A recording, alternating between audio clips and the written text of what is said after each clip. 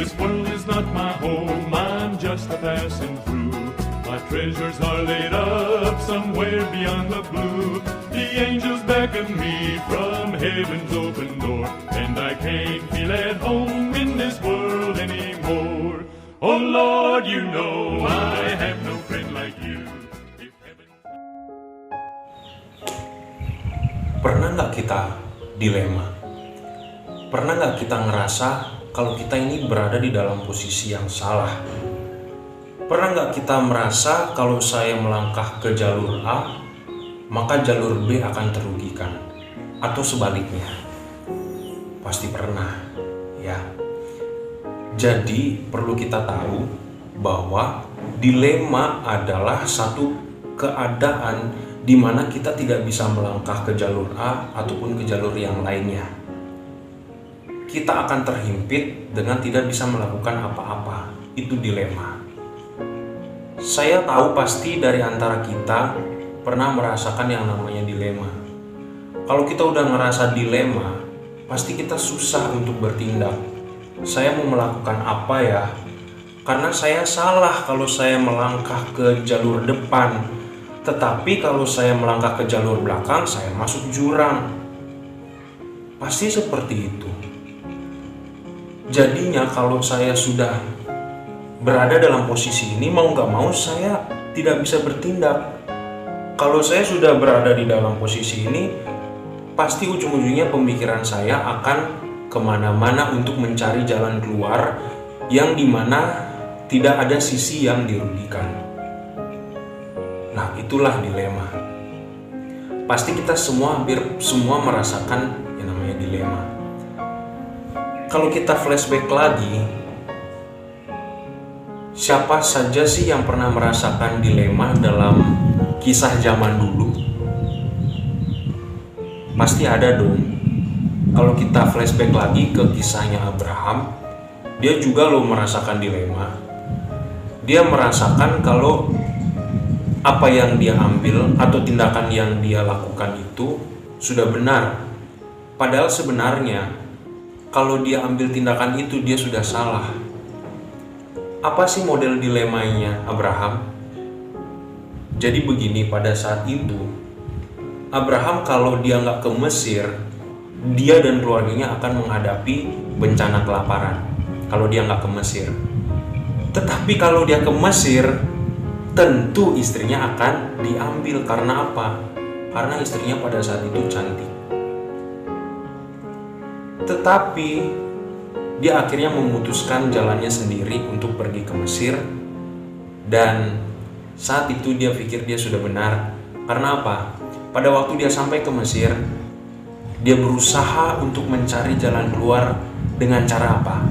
Dia berbohong kepada siapa? Raja Mesir. Kalau istrinya itu adalah adiknya ataupun saudaranya. Dia ingin berbohong. Ya. Salah nggak jalan yang seperti itu? Salah dong. Ya namanya juga berbohong. Nggak ada yang namanya berbohong demi kebaikan. Kalaupun ada, itu hanya persepsi orang yang mungkin mengexcuse diri supaya bisa berbohong. Tetapi perlu kita ketahui, jujur itu mahal. Jadi kalau kita bohong, kita sudah menjual kejujuran kita. Jadi dengan kata lain, jangan deh kita bohong. Tetapi apa yang harus dilakukan oleh Abraham? Apa yang dia harus lakukan? Apakah berbohong hanyalah satu-satunya jalan? Enggak. Dia lupa satu jalan waktu itu. Tahu nggak apa? Dia lupa tanya sama Tuhan. Gimana caranya tanya sama Tuhan? Harusnya dia berdoa. Harusnya dia meminta sama Tuhan, Tuhan, aku nih udah berada di dalam jalan yang salah. Maksudnya aku sudah berani bertindak dalam hal ini. Aku ingin mempertahankan imanku. Tuhan tolong bantu. Percaya deh, pasti ada jalan keluar. Kita lihat lagi deh, tokoh siapa lagi yang menghadapi dilema? Kalau kita kembali flashback, ada satu tokoh yang bernama Daud. Pada waktu Daud pergi atau lari daripada Raja Saul, dia pergi ke rumah Imam Abimelek. Kemudian dia pergi dengan keadaan yang lapar saat itu. Pada waktu dia lapar, dia bingung apa yang harus dia lakukan. Ya.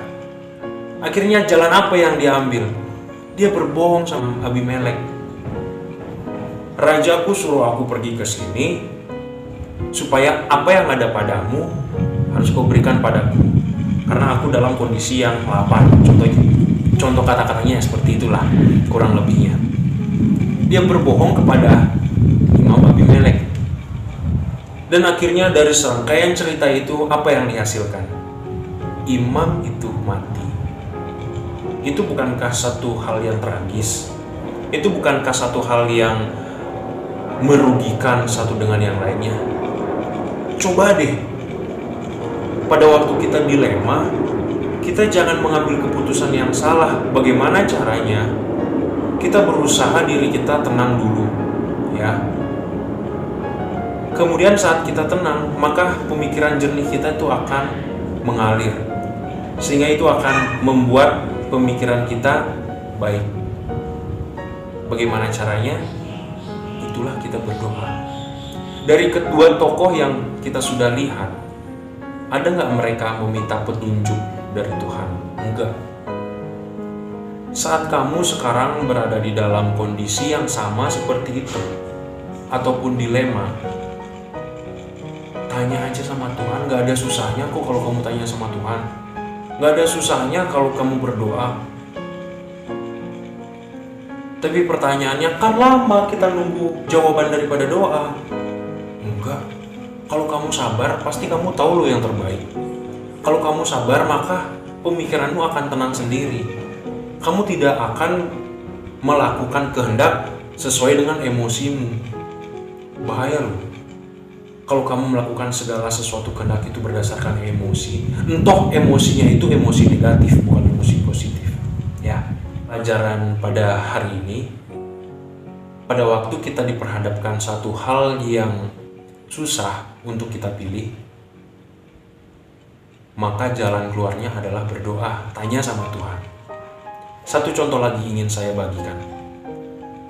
Bingung, dilema, bagaimana, apa yang harus saya lakukan ketika teman saya bernyontek. Ya, ketika teman saya nyontek, nilainya bagus, tetapi saya yang berusaha jujur, gak bagus nilainya. Apa yang harus kita lakukan? Apakah harus saya juga mengikuti jalan yang salah seperti itu untuk menyontek? Tidak. Kita perlu curhat sama Tuhan. Kita perlu tanya sama Tuhan, bagaimana sih jalan keluarnya Tuhan, supaya saya bisa melakukan satu tindakan. Perlu kita ingat loh, kita nggak boleh gegabah ngambil tindakan. Kita nggak boleh ngambil tindakan itu sesuai dengan pemikiran kita. Walaupun ada di pemikiran kita itu hal-hal yang baik, hal-hal yang membuat kita, yang ujung-ujungnya jadi positif. Tapi nggak semua yang membuat kita itu jadi positif jalannya. Pasti akan ada di mana celah positif itu ternyata ada lubang menuju yang ke negatif. Kita harus perlu hati-hati. Jangan kita gegabah ngambil tindakan. Ada kutipan yang ingin saya bagikan sama kalian semua. Itu di dalam buku Amsal, ya. Buku Amsal pasal yang ke-30 dibilang di sini, jauhkanlah daripadaku kecurangan dan kebohongan. Jangan berikan kepadaku kemiskinan atau kekayaan. Biarkanlah aku menikmati makanan yang menjadi bagianku, supaya kalau aku kenyang, aku tidak menyangkalmu dan berkata, siapa Tuhan itu? Atau kalau aku miskin, aku malah mencuri dan mencemarkan nama Allah. Ya. Apa yang ada sama kita sekarang ini, itulah syukurilah. Syukuri aja. Kita berdoa sama Tuhan untuk meminta hal yang lainnya, atau hal yang mungkin menjadi kebutuhan kita yang lebih besar. Tapi kita syukuri dulu apa yang ada. Sekarang kita dihadapin sama dilema kayak gini. Tetapi akan ada loh jalan keluar yang kalau kamu minta maka Tuhan akan kasih. Jangan malah kita ambil keputusan kita sendiri melalui apa? Kebohongan dan kecurangan. Ya. Oh Lord, you know